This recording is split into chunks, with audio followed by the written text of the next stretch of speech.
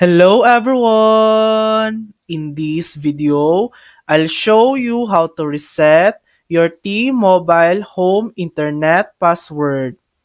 First, open the T-Mobile internet app on your phone, go to Network, then tap Wi-Fi settings. Here, you can change your Wi-Fi name and password. Just type in your new password and hit save, and you're done. If you can't log in or forgot your admin password, you'll need to factory reset the gateway. Find the small reset button on the back of the device. Use a pin or paper clip. Press and hold it for 10 to 15 seconds, then release.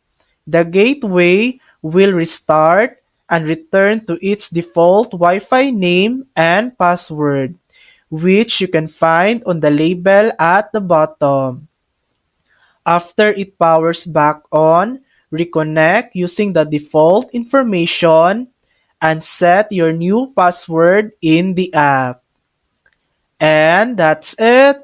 That's how to reset your T-Mobile home internet password. Thanks for watching. If this video helped you, please like and subscribe for more helpful tutorials.